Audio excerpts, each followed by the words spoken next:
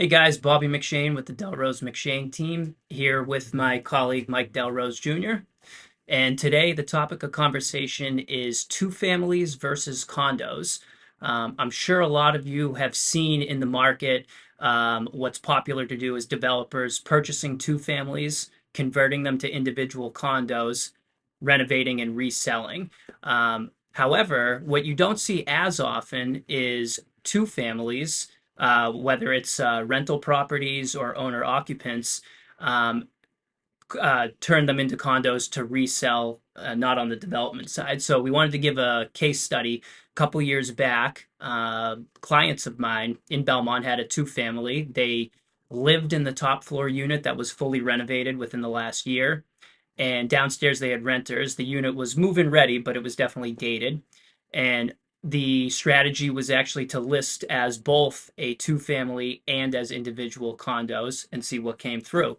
So we got offers both ways, and we ultimately got an offer as a two-family. The highest offer was 958,000.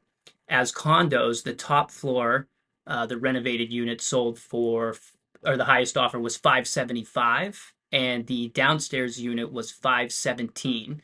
So you're talking that's a gross of 1,092,000 versus 958,000. Now, keep in mind there's a lot more expenses to convert to condos. You have an attorney that's going to draft up all the condo docs, recording fees. You might be talking $3,000, $3,500 for that. You have to have a surveyor and an architect come out for site plans and floor plans, maybe another 3 grand there. And then obviously there's additional closing costs with two transactions as opposed to one. So you might be in the 10 to 12,000 range. But either way, you can do the math. That netted our clients almost $125,000 more by listing it both ways. So Amazing. Yeah, and something we always preface to our sellers is we want them to get the highest ROI for any prep work they do in the beginning. And prep work is essential to maximizing your home's value. So this is a very kind of a different trend we're seeing more and more of. I mean, it's always existed, but we're definitely seeing it more often now.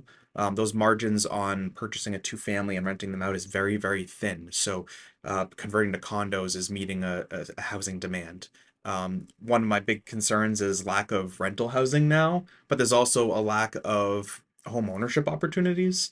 That's just the way the market's been squeezing us. So the fact of the matter is you're paying $10,000, $12,000 and getting a return. What was the overall net return in over your example? Over 120, a over hundred. 120,000 So total. 12,000 for 120. I think that's kind of a no-brainer. Sure. Can you talk a little bit about where the rental, sorry, not the rental market, but the multifamily market is in Belmont today? Yeah, so it's been very, very competitive recently. Prices have gone up pretty considerably for two families over the last couple years. We're also seeing a trend too on the other side. We talk about, developers condoizing, selling as condos. Uh, but recently we actually just had a two family that was fully renovated and sold as a two family for 2.35 million. So there is a market too for, in this case, it was a multi-generational buyer. They had family living downstairs, their family upstairs, and we've seen a lot more sales at that higher price points that we hadn't seen previously. So it's been pretty competitive both on the lower end entry level price point as well as up to fully renovated larger two families as well. Interesting. And we've all worked with developer clients or investor clients that are purchasing two families back when about probably about 12 years ago now, we represent investors that go in and rent out both units. They put 20% down.